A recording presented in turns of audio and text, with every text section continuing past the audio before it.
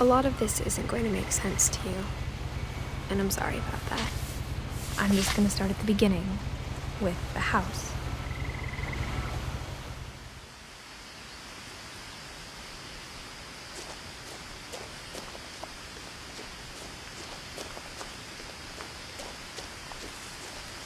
I lived here until I was 11, but I wasn't allowed inside half the rooms.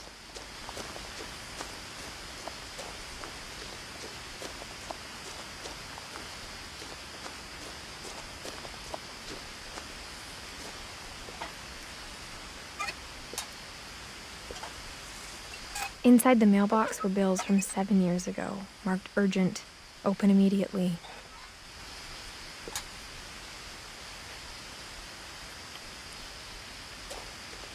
I hadn't been back since my brother Lewis's funeral.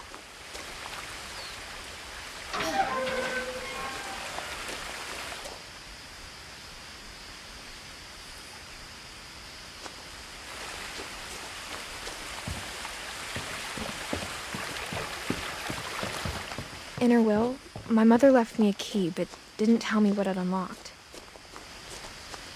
Maybe she thought I'd know, or she thought that the mystery would be enough to bring me back.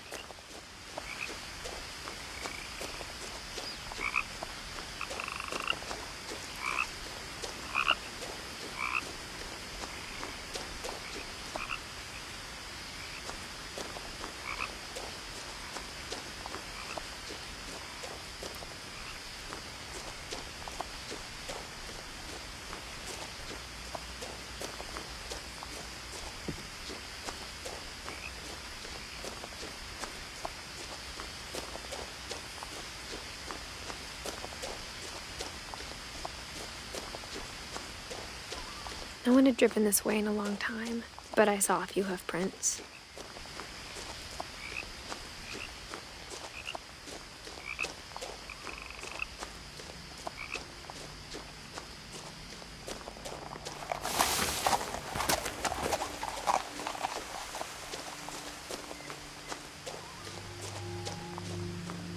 The truth is, even after I inherited the house, I never thought I'd come back to it. But now I had questions about my family that only the house knew the answers to.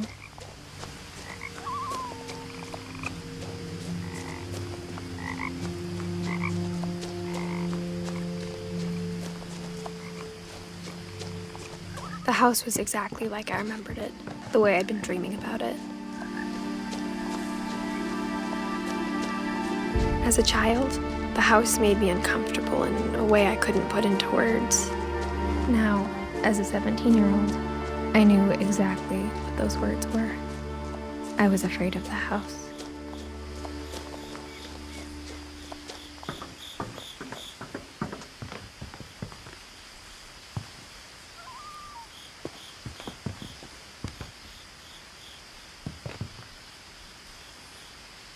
I hoped the key might unlock the front door. It didn't.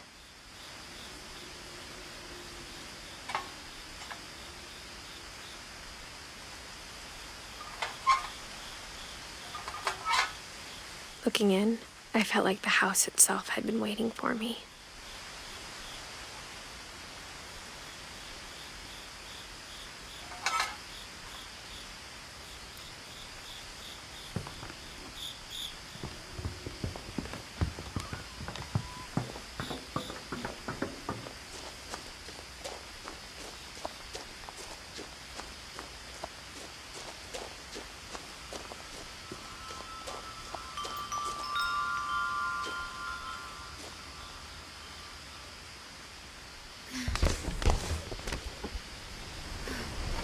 Crawling through the doggy door used to be a lot easier when I was 11.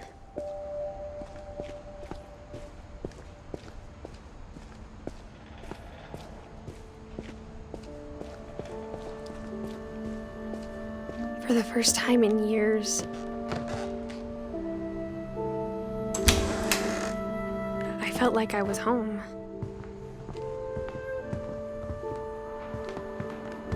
But instead of a family, there were just memories of one.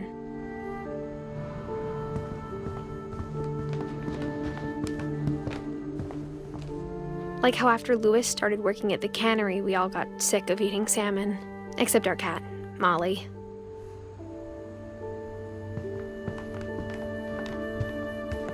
The table was still a wreck from the night we left.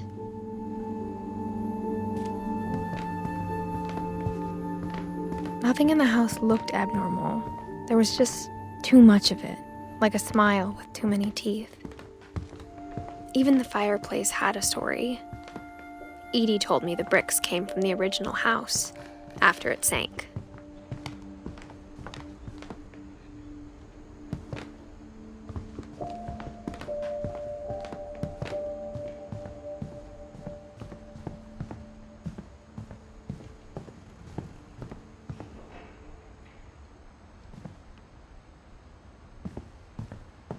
My mom wasn't much of an optimist, but she never stopped believing that my brother Milton was alive.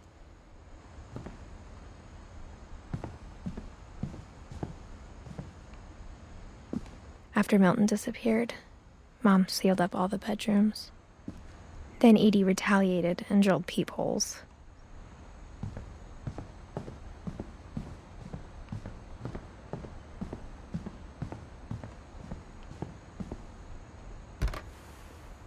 My Grandpa Sam spent 7 years sharing a room with his dead brother, Calvin.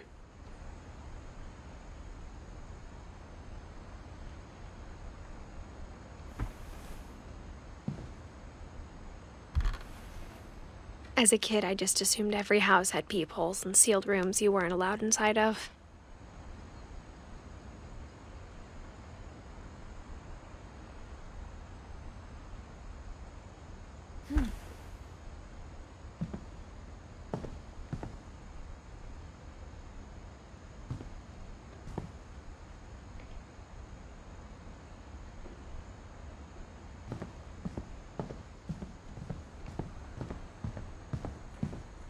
Whenever people ask me about my family, the first thing they always want to know about is Barbara.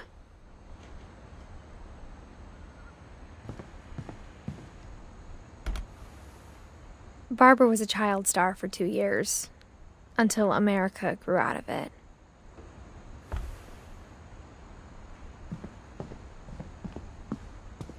Mom must have locked the third floor stairs on the night we left.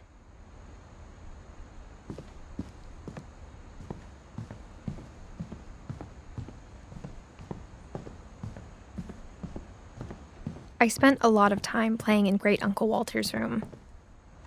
I think my mom sometimes regretted not sealing it up.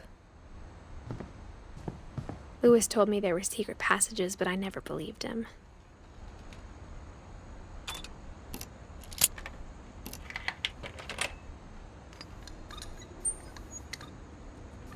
Turns out, my mom was really good at keeping secrets.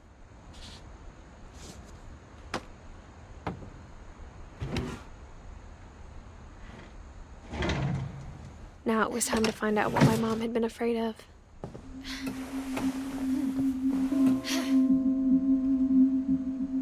Reading this, maybe it sounds like I had a plan. From the paintings on the wall, it was clear my brother Milton had been here before me.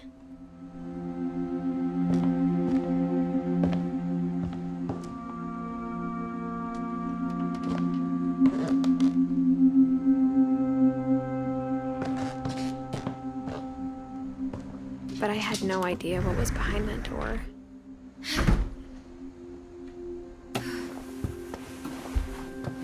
Just like I had no idea where all this was gonna lead.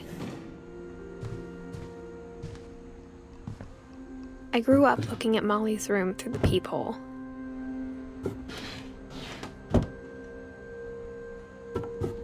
Molly's gerbil had a tiny bedroom with its own even tinier gerbil cage.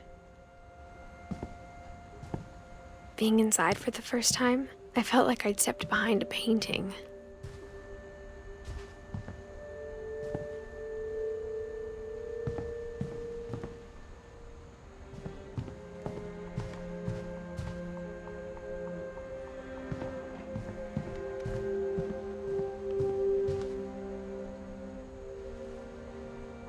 I got the sense Edie had spent a lot of time here.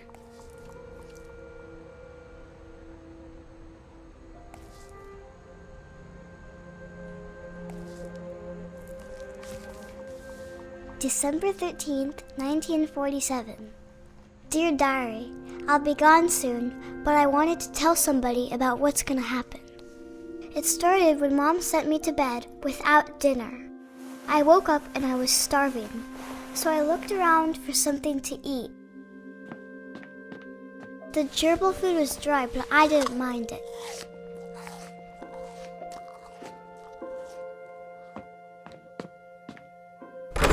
Mom, can I come out now? Sweetheart, it's late. Go to sleep.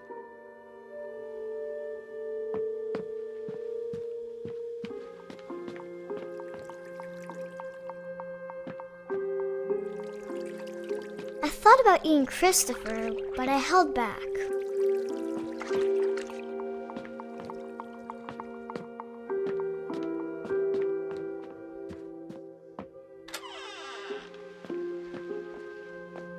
I kept eating and eating.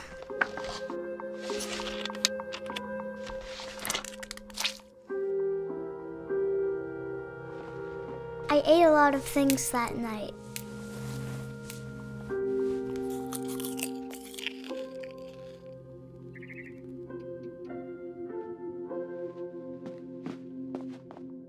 Then I heard chirping outside my window. It was a barn swallow going back to her nest. I reached out for her.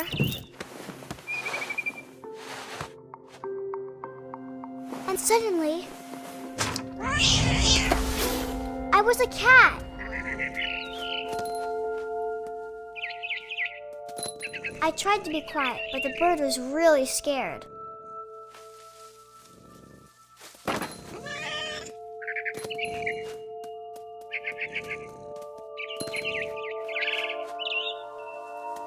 Mom and Dad didn't even look at me.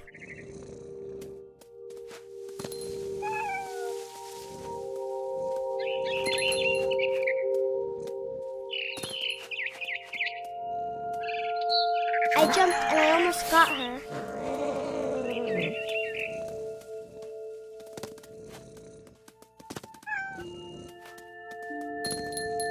I could tell she was getting really tired.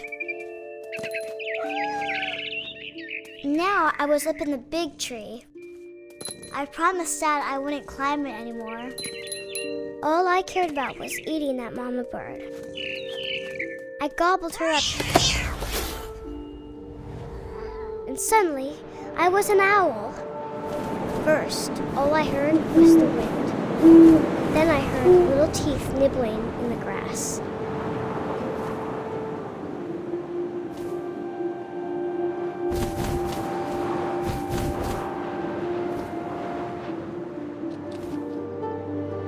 Rabbits.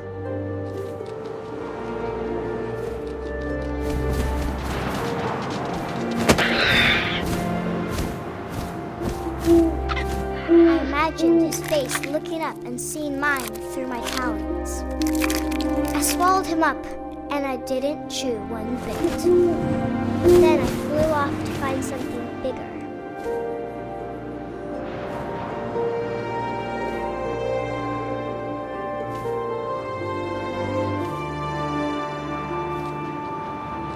A mama rabbit.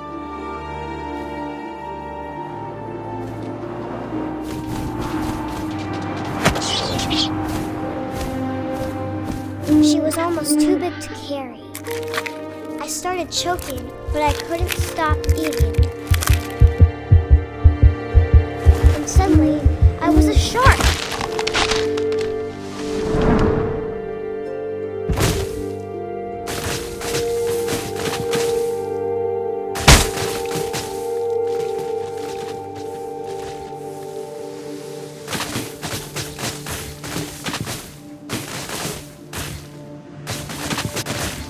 I rolled off a cliff and into the ocean. Now, I was hungrier than ever.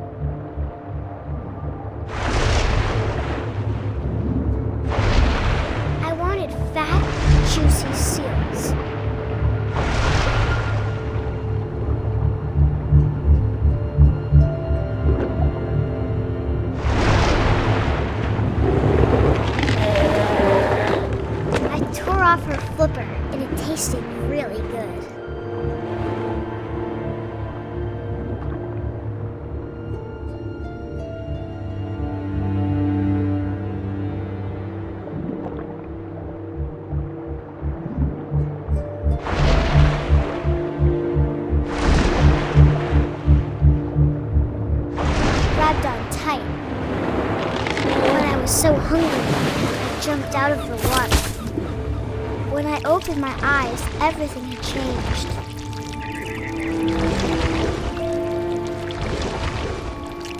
Now I was a monster, and I smelled people everywhere.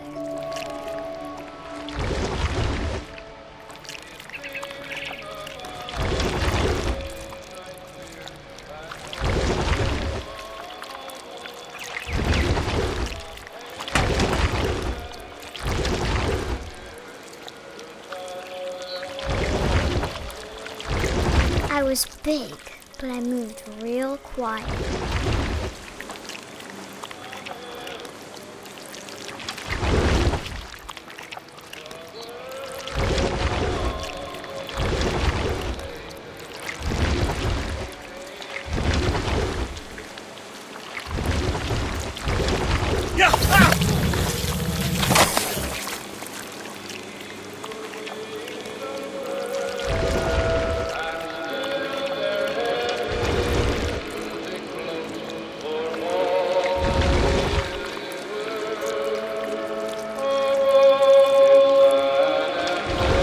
I wanted to stop, but also I didn't.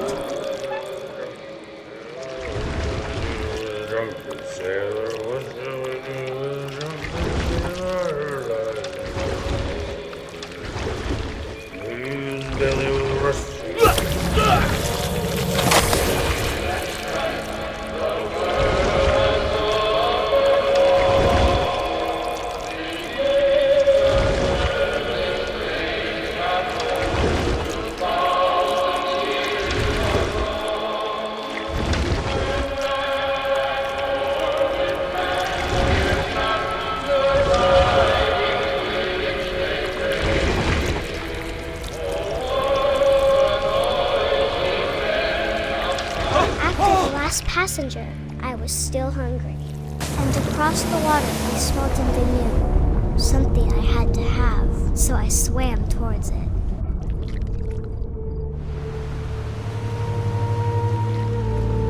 I slithered onto the sand, and the good smell went into an old pipe.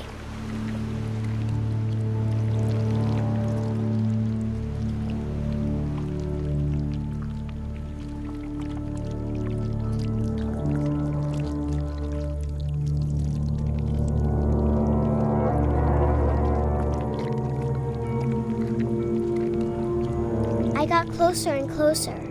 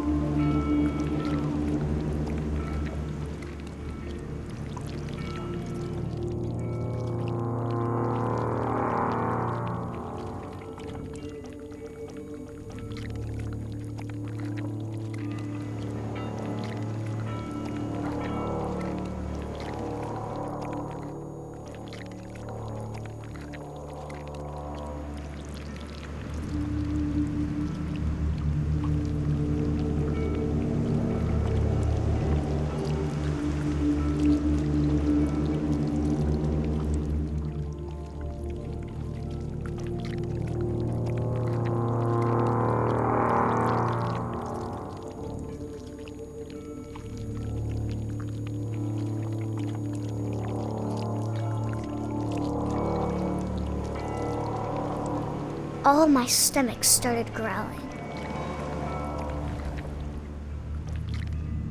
And suddenly, I was me again. I held my breath for a long time, but I couldn't hear anything. I think it's waiting for me to fall asleep. But it's not going to wait much longer. It needs to feed, and we both know I will be delicious.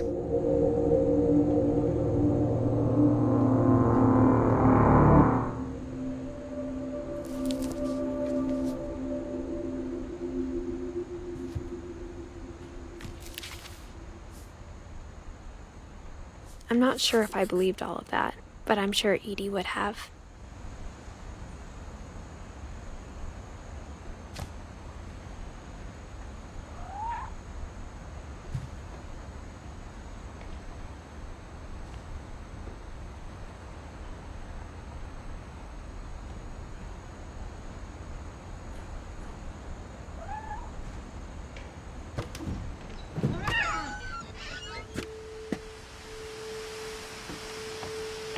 This will be obvious later, but my mom never told me any of these stories.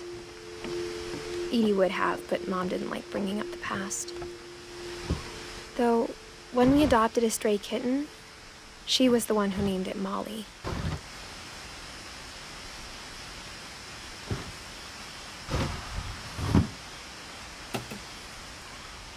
I spent a lot of time in Great-Grandma Edie's room.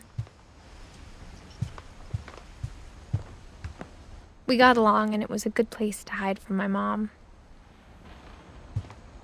Even in her 90s, sometimes Edie seemed a lot younger than my mother.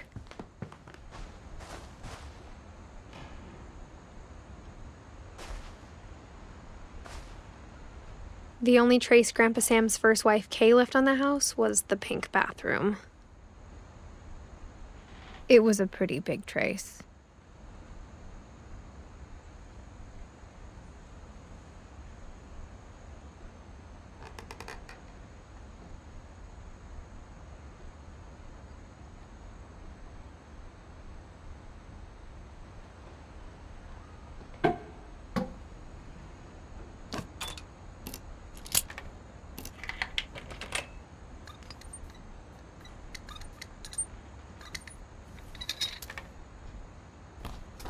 There's a secret in this bathroom. It's in the last place you would look. It isn't in the cupboard. It's hidden in this book.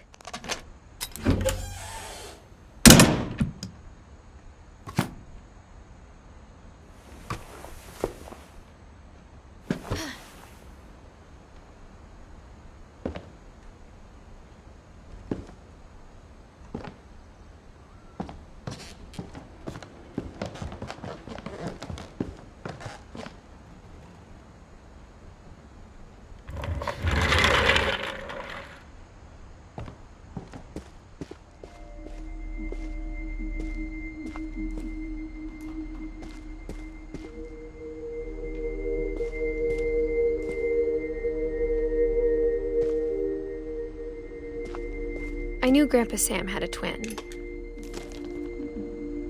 and that he never talked about him. I guess my grandpa didn't like history any more than my mom did.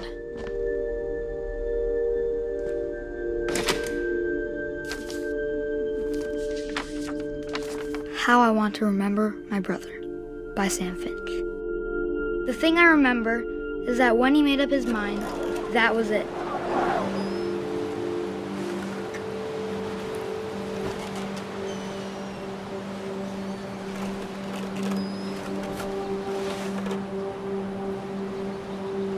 My brother said he'd die before he ate another mushroom, and he did. At Barbara's funeral, we swore we'd never be afraid again, and he wasn't.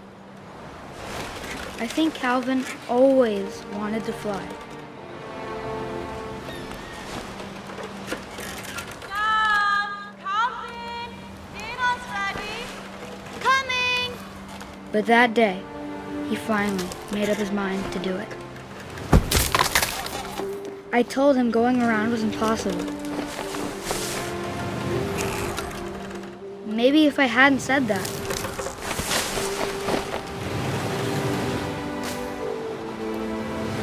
Calvin! I'm not gonna tell you again! Maybe if the wind hadn't picked up. Then maybe he'd still be here. But I doubt it. I think he'd already made up his mind.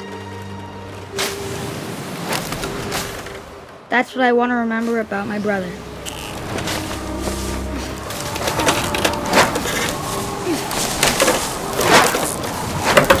The day he made up his mind to fly. And he did.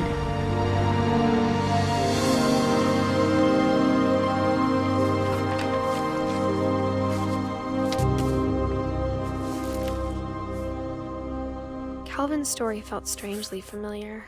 When I was younger, I remember trying to do the exact same thing.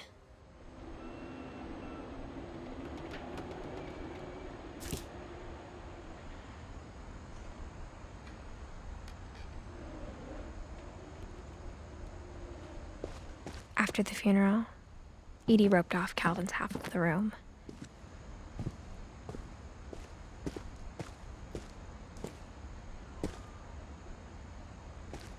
Mom said Grandpa Sam enlisted at 18 and never set foot in the room again.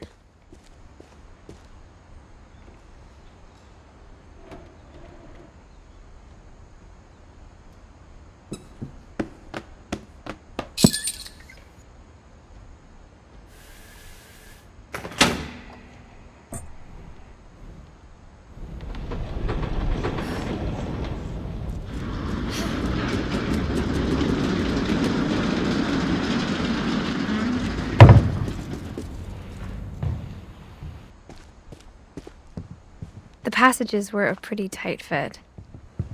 They'd obviously been built for smaller hands and bellies.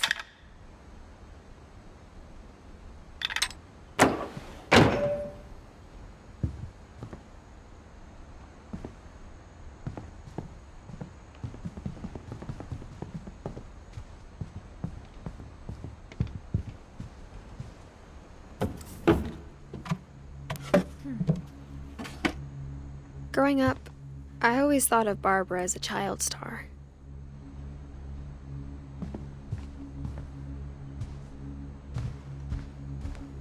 I never thought about how hard it must have been for her afterwards.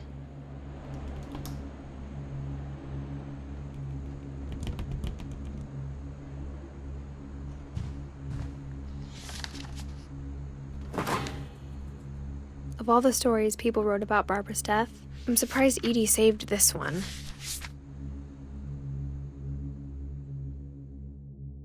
Old Jack here with another ghastly tale inspired by America's most unfortunate family. I'm calling it The Surprise Ending of Barbara Finch. As a child star, Barbara was famous for her scream. Now at 16, she was all washed up. A has-been. But in a lucky break, she'd been asked to perform her signature scream at a local convention for monster movie fans. It was just the boost her career needed. Unfortunately, her scream hadn't aged well. Getting better. I think you just need the right motivation. Her biggest fan and current boyfriend, Rick, was about to demonstrate when... Now that was a great scream. It was Barbara's father, Sven. He'd slipped into a table saw and had to be rushed to the emergency room. So Barbara got stuck babysitting her youngest brother, Walter. Her convention comeback was cancelled. Okay, I'm hearing frustration, but I'm not hearing terror. What if I tried... A gang of hoodlums in Halloween masks have been terrorizing Orcas Island tonight. Police are urging residents to... That came from the basement. You're right! Also, I loved your delivery on that. Why is your basement door locked? Because my dad likes making puzzles and secret passages. There's a key hidden in the music box. The secret is to keep winding and winding until finally the key pops out. Thanks, babe. I'll be back in a sec. 20 minutes later, Rick hadn't returned. So Barbara went to look for him, right on cue. She reached for the music box. And as she wound the key, she listened for Rick, but the house was silent. Rick?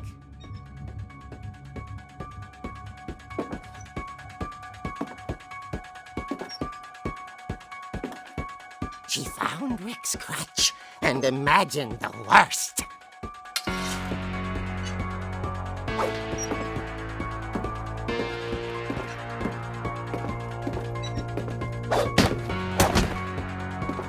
The gang's leader is the infamous Hookman killer, Dr. Carl Hamill, who impaled and then ate his family 10 years ago tonight.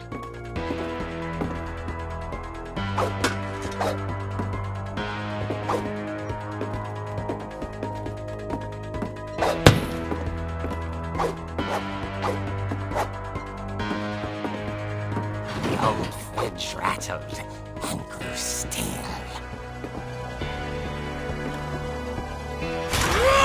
Oh dear! Oh! Rick? Barb, relax. I was just trying to scare you to help you find your scream. Well, I'm not scared, Rick. I'm furious. Then act furious. All I'm getting from you now is that you're hurt and confused and She threw him out, but she kept a little something to remember him by. Barb, have you seen my other crutch? And she was still holding it when she fell asleep watching the late picture show. Hours later... Barbara! Walter, what's going on up there? Ah! Okay, I'm coming up, but if this is a trick, you're dead, Walter.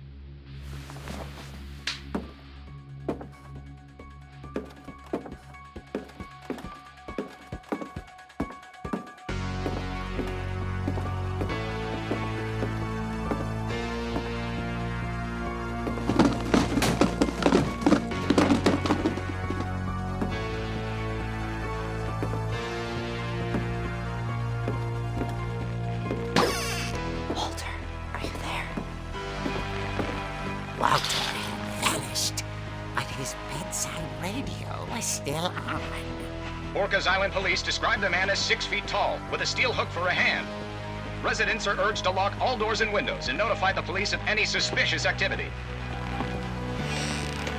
Barbara turned, saw the hookman, and was speechless. He was quite smashing.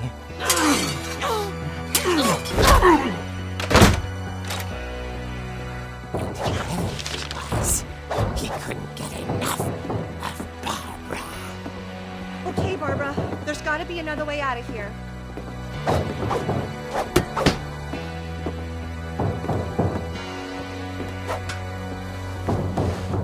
That night, she played her part beautifully.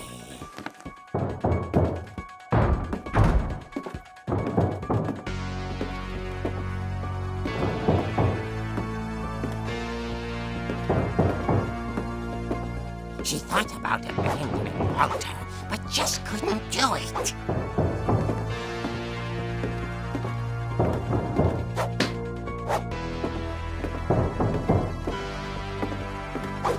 Molly's door hadn't been opened in years. The hinges groaned.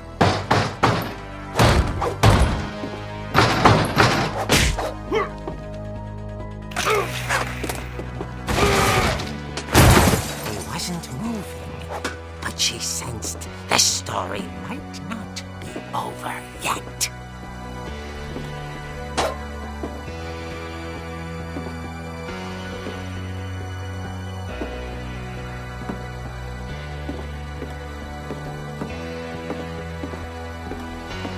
The hookman had vanished.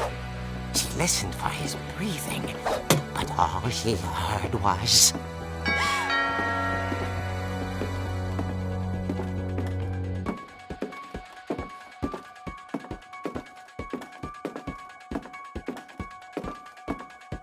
someone at the door was dying to speak to young Barbara. At the door, she heard whispering. It was coming from inside the house.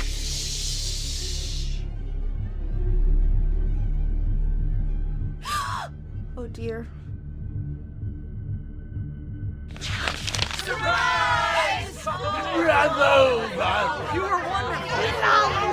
The monsters had come to surprise her. For Barbara, it was a dream come true. Then she saw what kind of monsters they were, and she realized what was about to happen.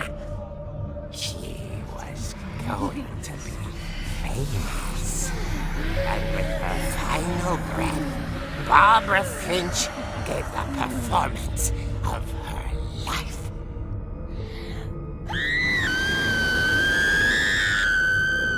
I wasn't there myself, but I hear Barbara was magnificent. Poor girl. She had a taste for stardom. But unfortunately, so did her fans. Of course, the police blamed it all on poor Rick, who disappeared the same night. And little Walter? Hiding under his bed the whole time. He took it all pretty hard, but that's another story.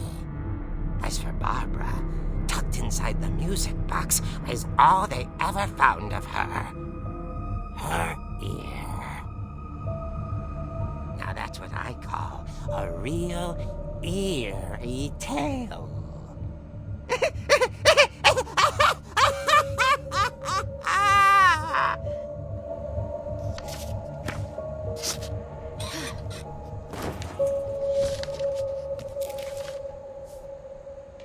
Edie told me all Barbara wanted was to be remembered, as absurd as that comic was. Maybe what Edie saw was a happy ending.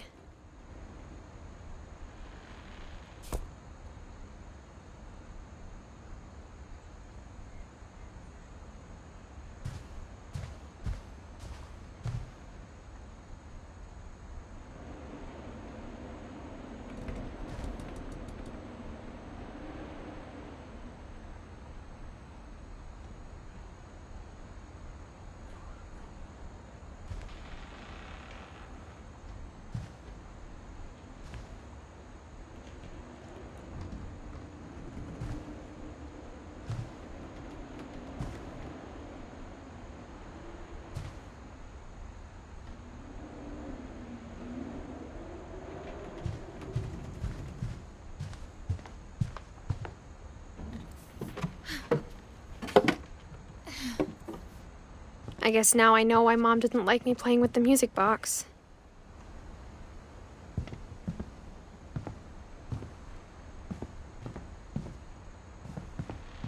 Edie's father, Odin, built the original house.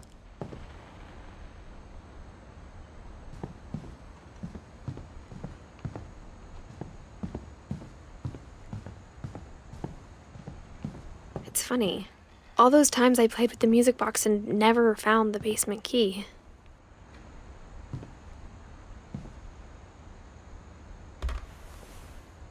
Molly always seemed like a girl I could imagine being friends with, if she hadn't died in 1947.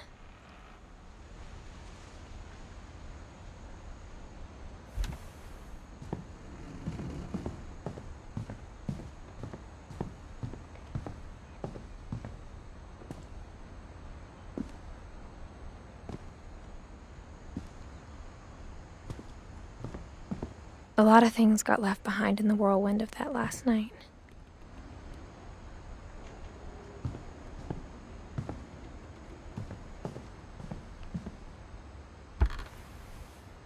Edie told me once that every Finch who ever lived is buried somewhere in the library.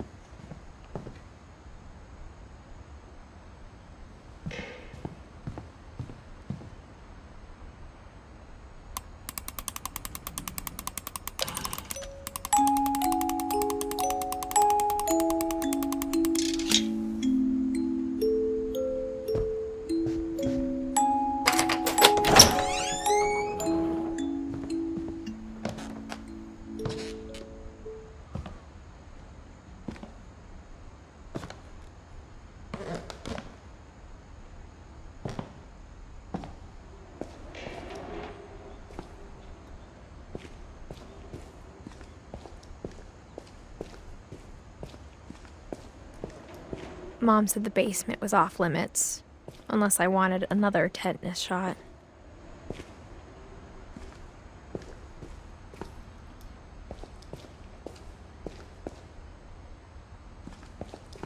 I saw Edie sneak down to the basement once, carrying packages. I thought maybe she was hiding presents.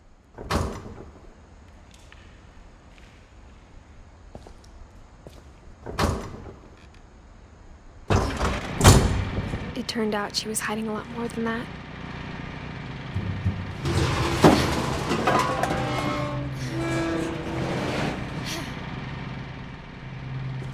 I remember asking Mom once about where Walter had gone. She said after Barbara died, he got as far away as he could. If there's a pattern in all these stories, I think it's that none of us has gotten very far.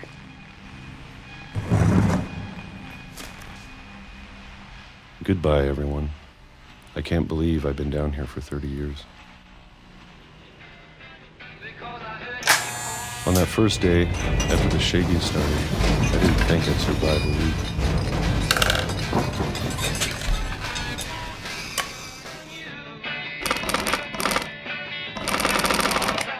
But after a few days, I settled into a routine. That's what kept me sane.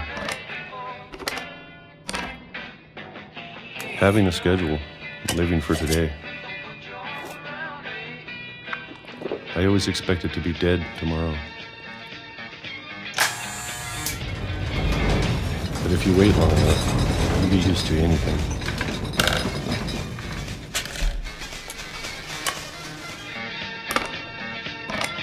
Even a monster on the other side of the door starts to feel normal. Almost friendly.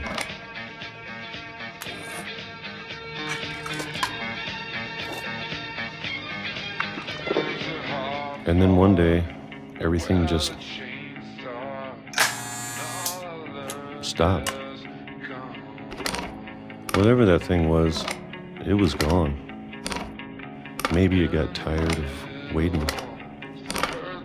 Or maybe I just got tired of being afraid.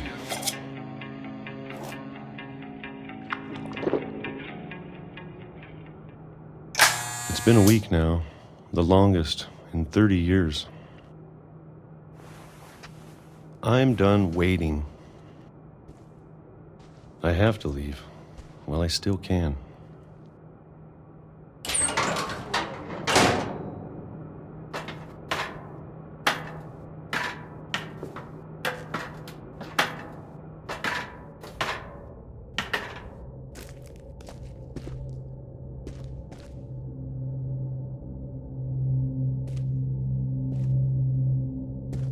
I know it's out there somewhere. Whatever killed Barbara and Molly and Calvin.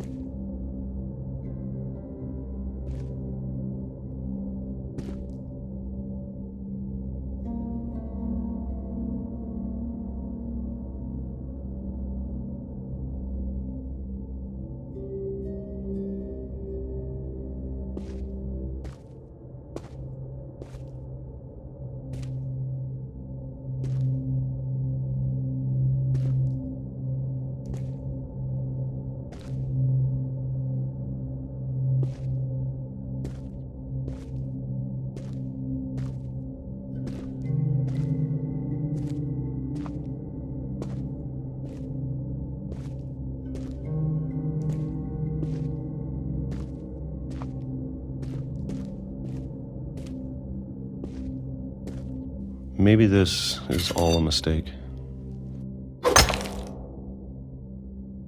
But I need to stop living the same day, even if it kills me.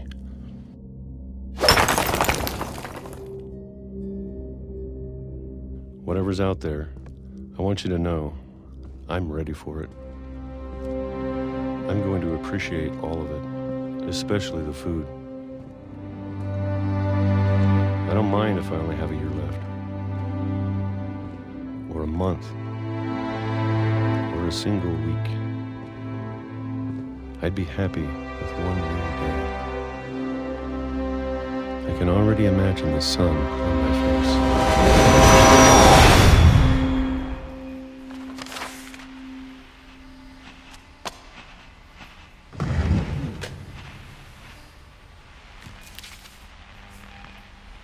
Walter died when I was 6. I can't believe my mom never told me he was down here.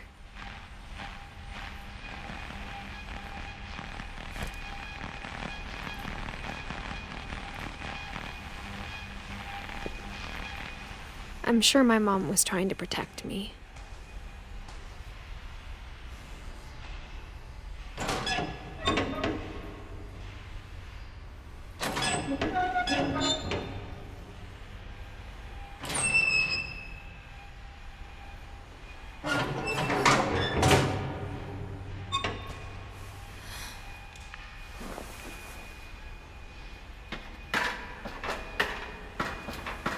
Maybe she was afraid I'd end up like Walter. But if she never told me about an uncle under the house, I can only imagine what else she was hiding. I don't want to make the same mistakes she made. Trying to bury something that's still alive. Now that there's only one of us left, or maybe 2, I thought it was time I heard the stories for myself and found out what happened to everyone else. But now I'm worried the stories themselves might be the problem. Maybe we believed so much in a family curse, we made it real.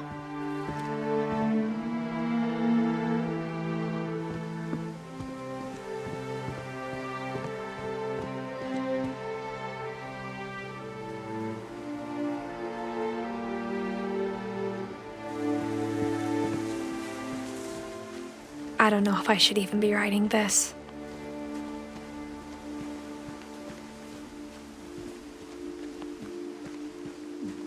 Maybe it'd be better if all this just died with me.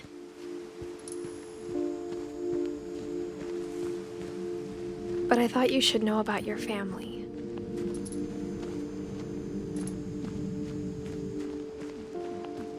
And the history you're a part of.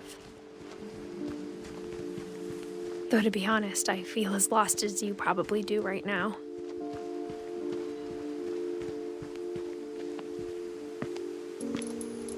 I think the people in these stories believed them, for what that's worth.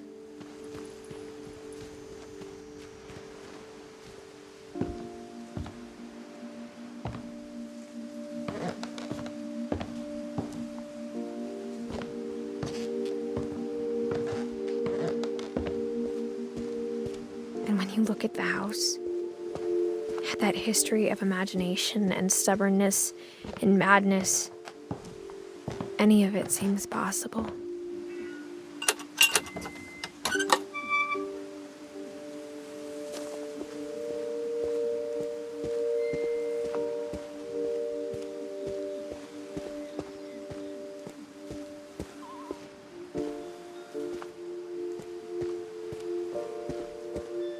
I think we've been surrounded by death for so long, we've just gotten used to it.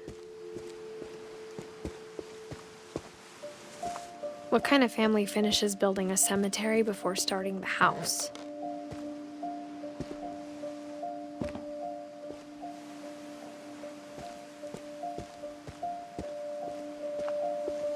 It's embarrassing for me to admit this, but The pet cemetery made me more uncomfortable than the human one. 3 of the gerbils were mine, and 2 had been my fault.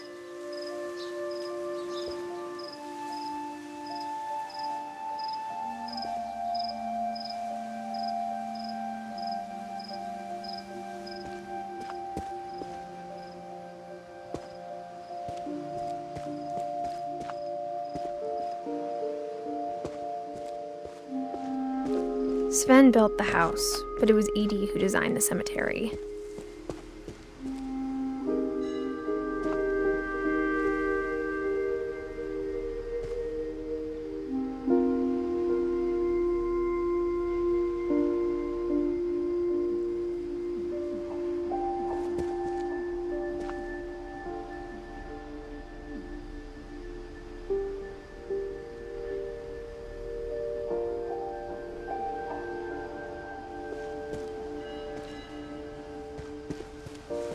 I'm sure Odin's monument had been Edie's idea. My mom was always trying to move on, but for Edie, the past never went away. She could see it poking out of the water at low tide.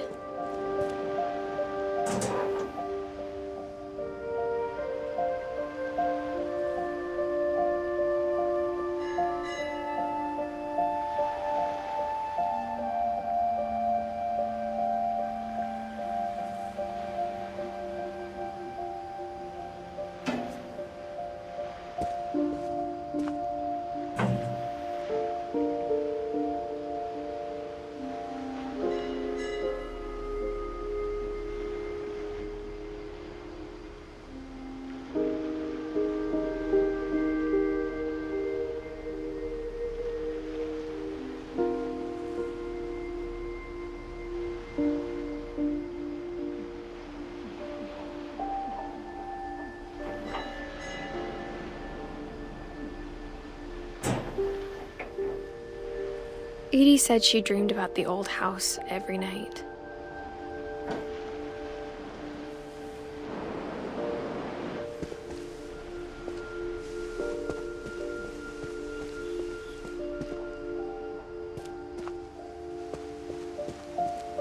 Edie's side was always easier for me to understand. But the older I get, the more I can see where my mom was coming from. Her dad had been pretty strict, but it wasn't enough to save her brothers. She was just trying to do better.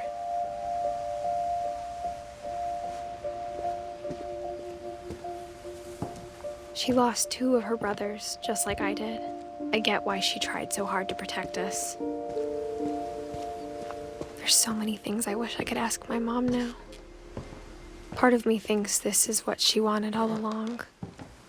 For me to come back someday and find everything out for myself.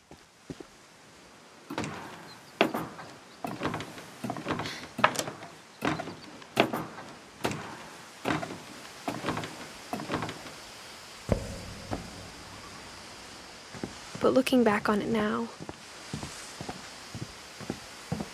if she told me there was going to be so much climbing, I never would have come when I was 22 weeks pregnant.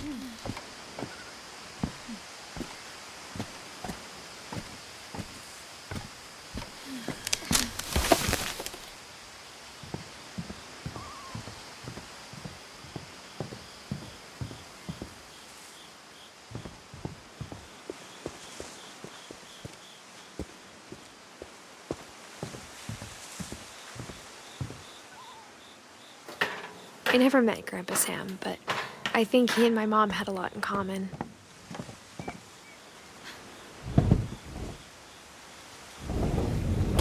They were both pretty intense.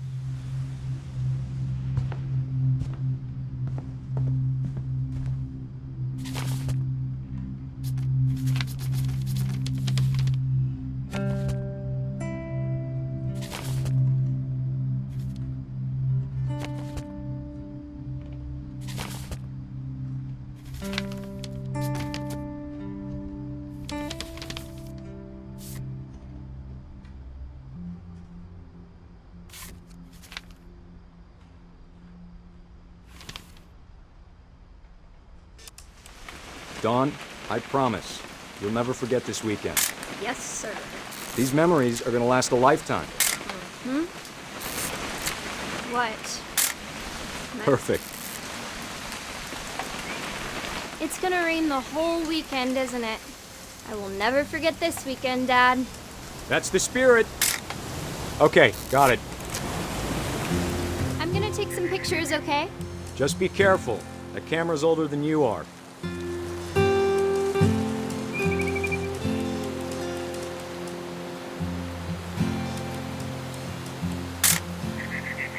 You're right, Dad. It's starting to clear up. Still freezing, though.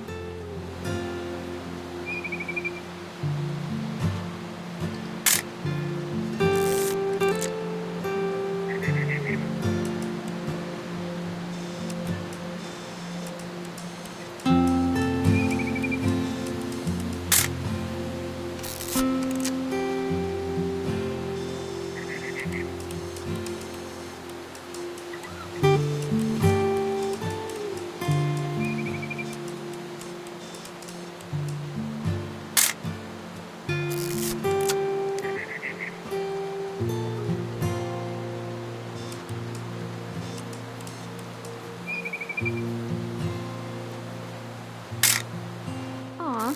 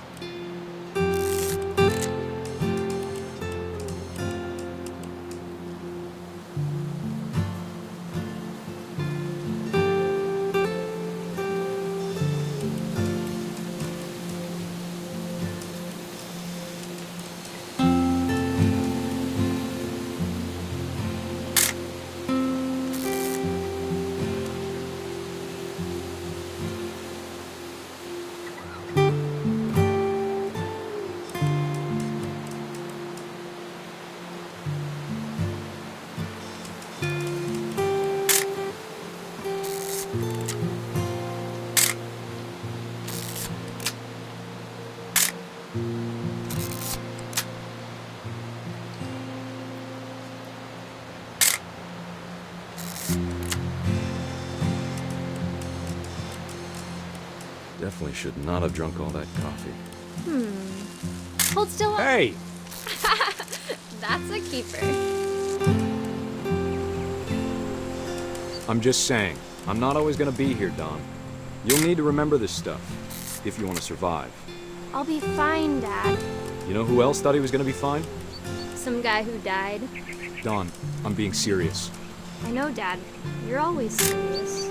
Doesn't being out here make you want to chill out? Well, to tell you the truth, I haven't been out here in 20 years.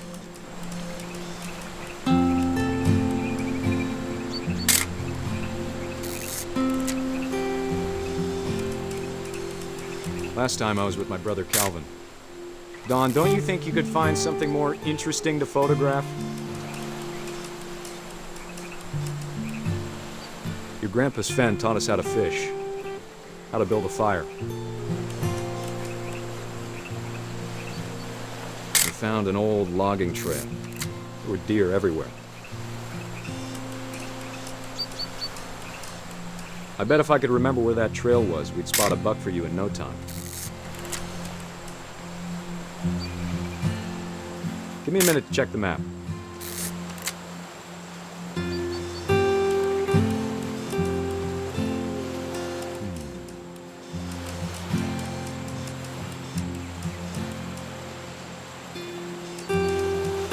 Let's see.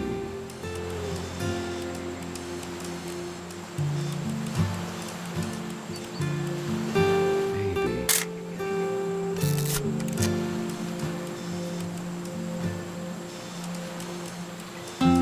Was it?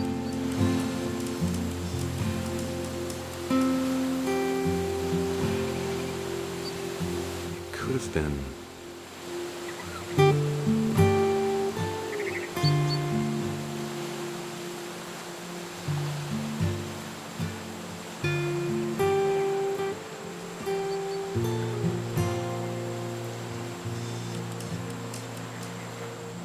You don't need to waste any more film on me, kiddo.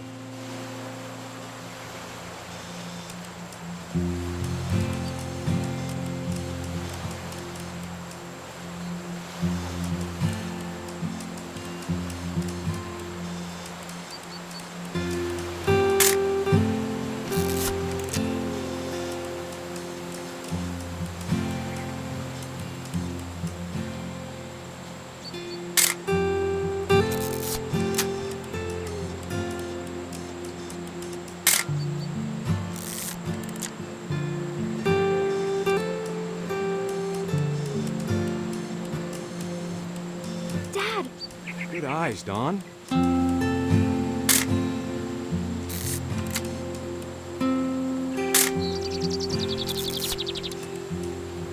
Before you take the shot, let me get a picture of you.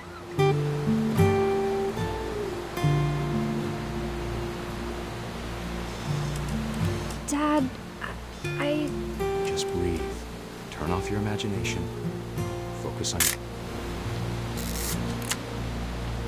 Let me get behind you. Do I have to do this? Don, you don't have to do it. Great shot, Don!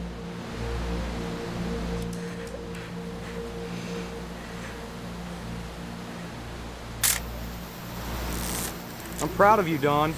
Always remember that, okay?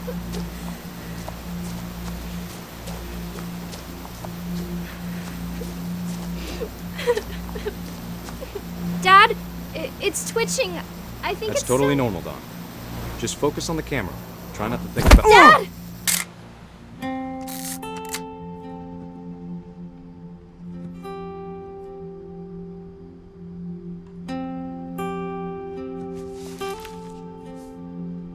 Of all these stories, that's the one I wish most that my mom had told me.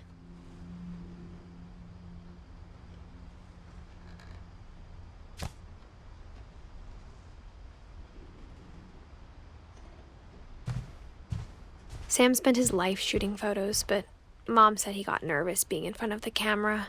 I guess we're all afraid of something.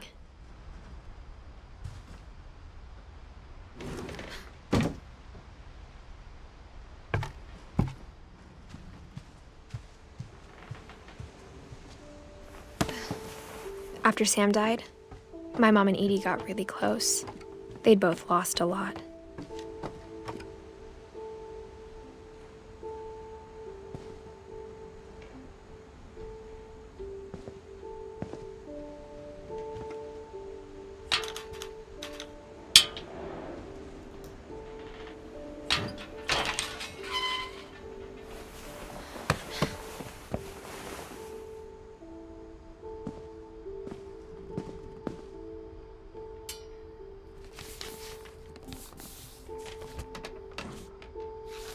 Dear Kay, do you remember the way Gregory used to laugh when he thought he was alone? Like something funny was happening, but only he could see it. I think he saw things the rest of us don't.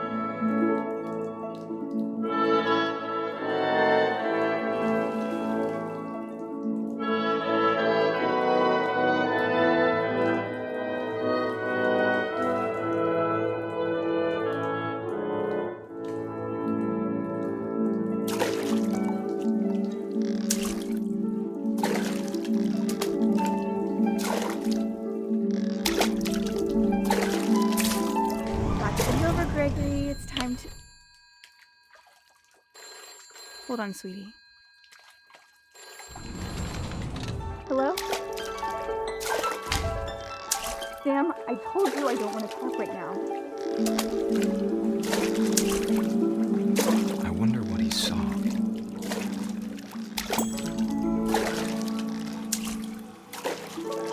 What his world was like.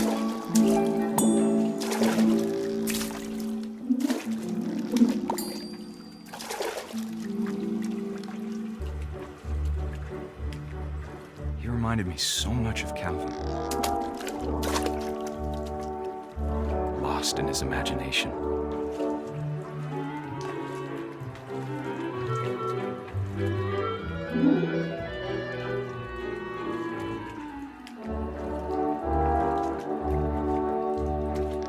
Whatever it was, he saw.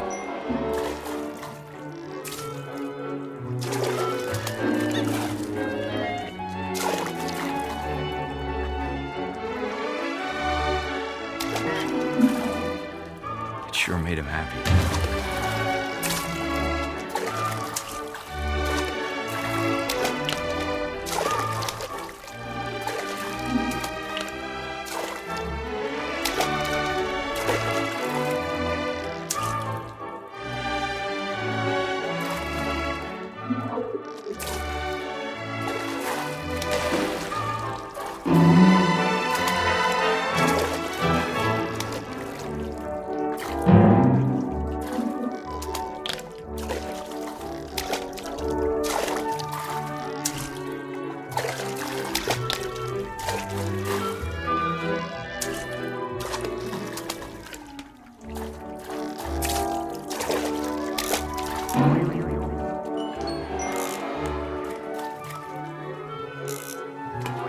I know how silly it sounds.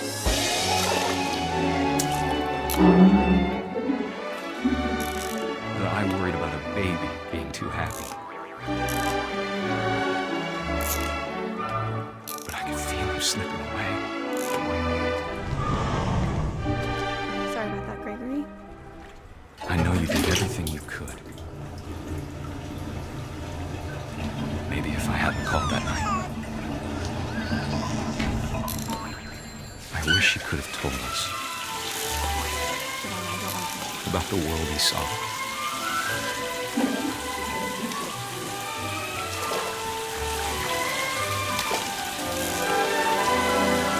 There's so much I don't understand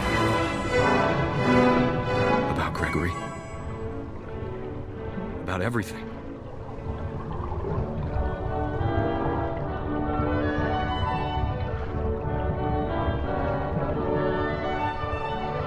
But I know what happened wasn't your fault.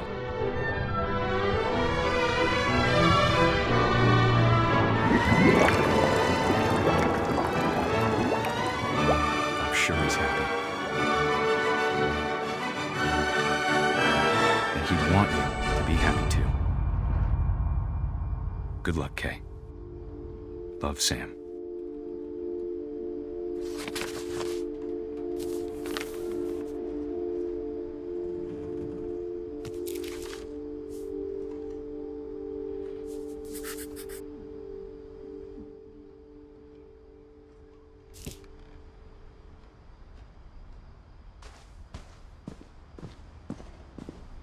I can't imagine my mom ever writing poetry, and yet...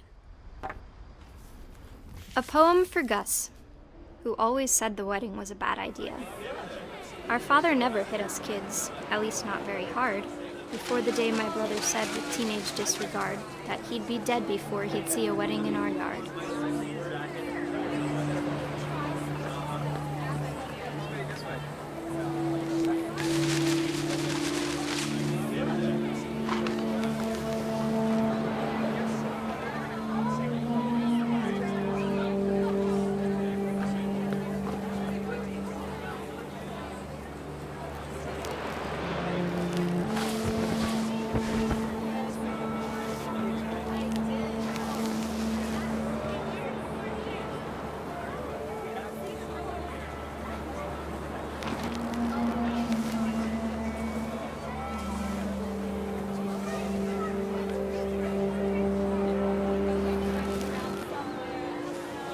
My father made him come, of course, but Gus stood far apart, just flew his kite and bottled up the storm inside his heart.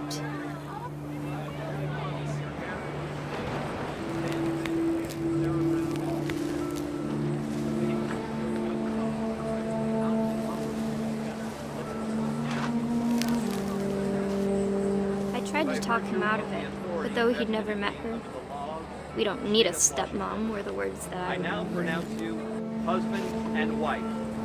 You may kiss the bride.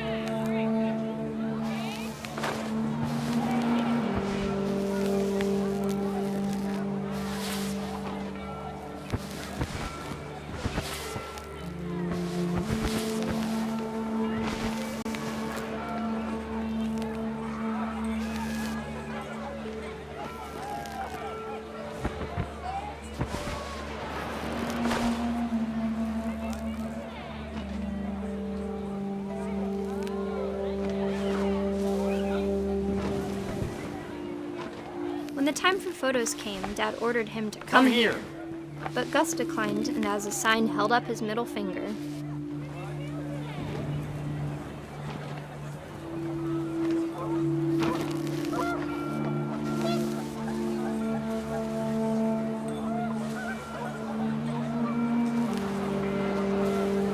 The wind picked up and panicked geese appeared and quickly went.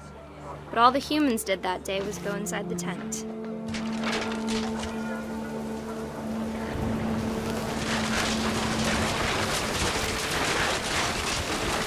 The rain came down in buckets then, but no one seemed afraid that nature might destroy the tent our dad had crudely made.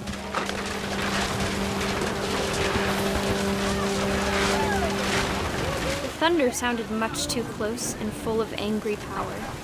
But all my father said to this was, "Make the music louder."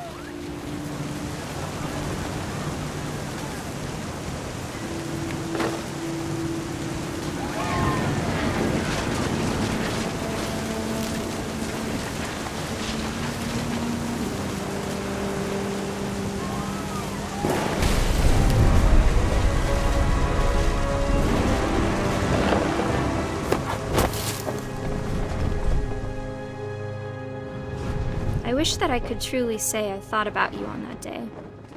Out there on the beach alone, just you, the wind, the sea, and foam. But I didn't, until we found you.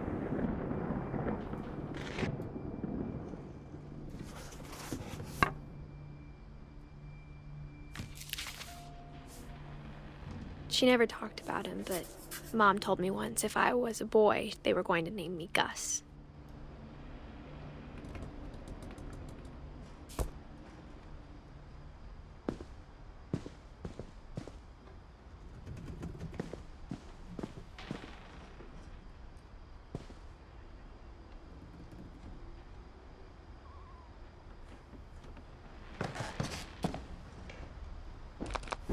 My mom moved up to the loft after her brothers died. At the time, it was as far away as she could get.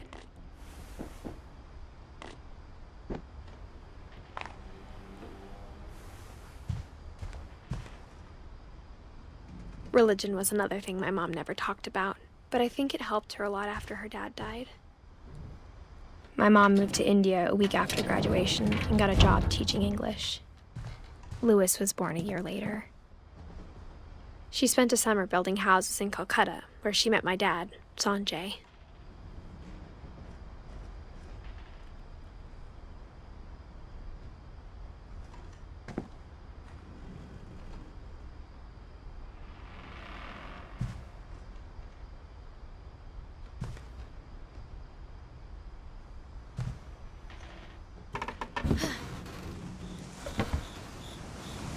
When my dad died, I don't think Mom knew where else to go. I'm sure Edie was happy to have her back. And to see kids in the house again.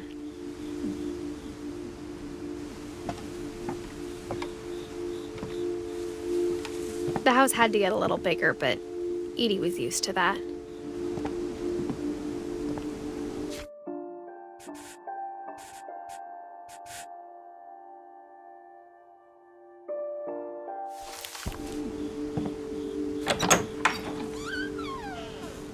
And for a while, things were good, almost normal. But it didn't last. The beginning of the end was Milton's 10th birthday, when Edie gave him a castle.